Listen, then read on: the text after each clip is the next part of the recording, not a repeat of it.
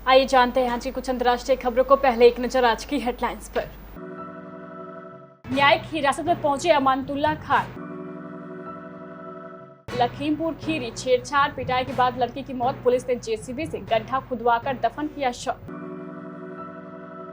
गार गौरी मामले में नया मोड़, मुस्लिम पक्ष ने मांगा 8 हफ्तों का वक्त। तेजस्वी के सामने मुंह फाड़कर खड़ी हुई बड़ी मुसीबत, सीबीआई ने जमानत रद्द करने के लिए कोर्ट में लगाई अर्जी। एकनाथ शिंदे को ही मिलेगा मैदान और धनुष वाण।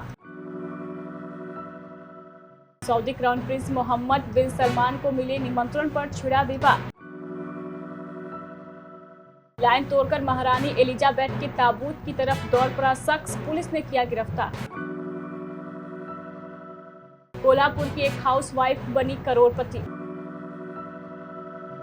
रणबीर आलिया की फिल्म की कमाई में आया उछाल। और भारतीय टीम में मोहम्मद शमी की जगह ले सकता है ये खूंखार बल्लेबाज। दिल्ली की एक अदालत ने दिल्ली वक्फ बोर्ड भर्ती में कथित अनियमितता से जुड़े एक मामले में शनिवार को आम आदमी पार्टी के विधायक अमानतुल्लाह खान को भ्रष्टाचार रोधी शाखा की 4 दिनों की हिरासत में भेज दिया है। विशेष न्यायाधीश विकास डूले ने एसीबी की एक अर्जी पर यह आदेश जारी किया। एसीबी ने अदालत से अनुरोध किया है कि एक गहन जांच के लिए उसे खान से पूछताछ करनी जरूरी है। खान की 14 दिनों की हिरासत का अनुरोध करते हुए एसीबी ने दावा किया है कि खान के 5 रिश्तेदारों को बोर्ड में नियुक्त किया गया था, जबकि 22 लोग ओखला से थे। यूपी के लखीमपुर खीरी में 2 नाबालिग बहनों की रेप के बाद हत्या का मामला अभी शांत भी नहीं हुआ था कि एक और झकझोर देने वाली घटना सामने आई है। यहां गैर समुदाय के युवकों द्वारा छेड़छाड़ के बाद बुरी तरह पिटाई से जख्मी एक युवती की शुक्रवार को मौत हो गई। वहीं पुलिस ने शनिवार को पोस्टमार्टम होने के बाद सांप्रदायिक तनाव से बचने के लिए जेसीबी से गड्ढा खुदवाकर शव दफना दिया। जानकारी के मुताबिक 12 सितंबर को युवती अपने घर पर अकेली थी, तभी गांव के ही रहने वाले करीमुद्दीन और यूनुस घर में घुस गए और उसके साथ छेड़छाड़ करने लगे। उसने जब विरोध किया तो आरोपियों ने उसकी जमकर पिटाई कर दी। इस दौरान लड़की की मां मौके पर पहुंच गई। आरोपियों ने उसकी मां के साथ भी मारपीट की और मौके से फरार हो गए। वाराणसी जिला जज की अदालत में चल रहे सिंगार गौरी ज्ञानवापी केस में नया मोड़ आ गया है। मुस्लिम पक्ष ने कोर्ट की तरफ से सुनवाई की दी गई अगली तारीख 22 सितंबर कम से कम 8 हफ्ते के बाद के होने की मांग की है। बता दें, वाराणसी के जिला जज अजय कृष्ण विवेश ने 12 सितंबर को मामला पोषणीय मानने के साथ ही 22 सितंबर को अगली सुनवाई की तारीख तय की थी। कोर्ट द्वारा मिली तारीख को अंजुमन इंतजामिया के वकीलों ने चुनौती दी है कि 8 हफ्ते के पहले तारीख नहीं दी जा सकती। इसलिए जिला जज की अदालत में इस बाबत मसाजिद कमेटी के वकीलों ने प्रार्थना पत्र दिया, जिसमें कहा गया है कि 22 सितंबर की तारीख टालकर कम से कम 8 हफ्ते बाद की तारीख मिले। बिहार के उप मुख्यमंत्री तेजस्वी प्रसाद यादव के सामने बड़ी मुसीबत मुंह फाड़कर खड़ी हो गई है। सीबीआई ने तेजस्वी यादव की जमानत को रद्द करने के लिए दिल्ली की अदालत में एक अर्जी लगाई है। इसके बाद कोर्ट ने तेजस्वी यादव को नोटिस भी जारी कर दिया। इस अर्जी के बाद सीबीआई की विशेष अदालत ने तेजस्वी को समन किया है। सीबीआई की विशेष अदालत में दी गई अर्जी के बाद बिहार की सियासत में हड़कंप मच गया है। आपको बता दें कि तेजस्वी यादव IRCTC टेंडर घोटाले के आरोपी है और फिलहाल जमानत पर है। केंद्रीय मंत्री नारायण राणे प्रधानमंत्री के जन्मदिन के मौके पर KYC के एक कार्यक्रम में शामिल हुए। इस दौरान उन्होंने उद्धव ठाकरे पर जमकर निशाना साधा। उन्होंने कहा है कि एकनाथ शिंदे ही शिवसेना की असली शिवसेना है।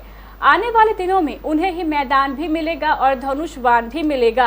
दरअसल महाराष्ट्र की राजनीति में फिर से उथल पुथल जारी है। शिवसेना उद्धव गुट और शिंदे गुट के बीच अब दशहरे पर शिवाजी पार्क में मेगा रैली करने को लेकर राजनीति तेज हो गई है। इसी को लेकर नारायण राणे ने कहा है कि जिन लोगों को दशहरा रैली के लिए मैदान नहीं मिल रहा है, वह खुद को शिवसेना कहते हैं।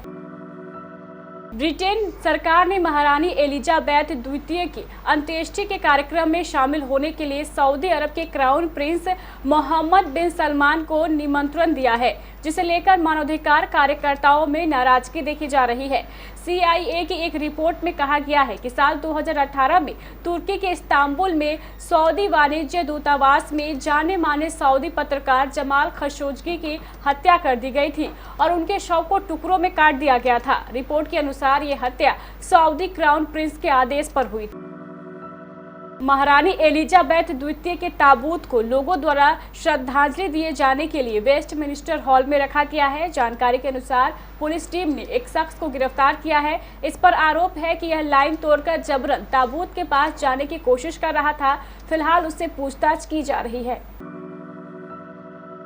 हिंदी सिनेमा के दिग्गज अभिनेता अमिताभ बच्चन द्वारा होस्ट किए जाने वाले शो कौन बनेगा करोड़पति में देश भर से लोग करोड़पति बनने का ख्वाब लेकर आते हैं। इस शो में आने के बाद कई कंटेस्टेंट की किस्मत चमकी और वे करोड़पति बने। कुछ कंटेस्टेंट लखपति बनकर लौटे।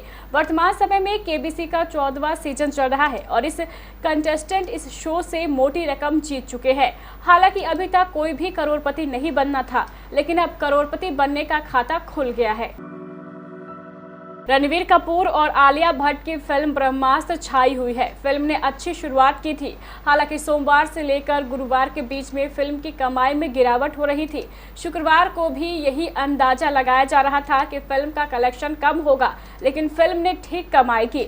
फिल्म की नेट डोमेस्टिक कमाई 10 करोड़ 30 लाख रुपए थी, जबकि गुरुवार को फिल्म ने 9 करोड़ रुपए कमाए थे। अब यह फिल्म भारत में 184 करोड़ रुपए की कमाई कर चुकी है। वहीं वर्ल्ड वाइज तो फिल्म ने 300 करोड़ को पार कर दिया है।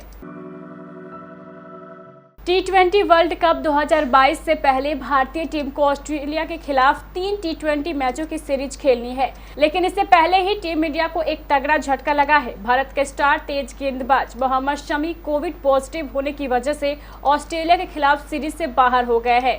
भारतीय टीम में उनकी जगह एक स्टार खिलाड़ी ले सकता है। ये खिलाड़ी बहुत ही शानदार फॉर्म में चल रहा है। ऑस्ट्रेलिया के खिलाफ सीरीज में मोहम्मद शमी बाहर हो चुके हैं। ऐसे में उनकी जगह सेलेक्टर्स शार्दुल ठाकुर को मौका दे सकते हैं। शार्दुल ठाकुर को सेलेक्टर्स ने T20 वर्ल्ड कप की स्क्वाड में जगह नहीं दी है। वह चंद गेंदों में ही मैच का रुख बदलने में माहिर है। उनके पास वह काबिलियत है कि वो किसी भी बैटिंग ऑर्डर की धज्जियां उड़ा सकते हैं।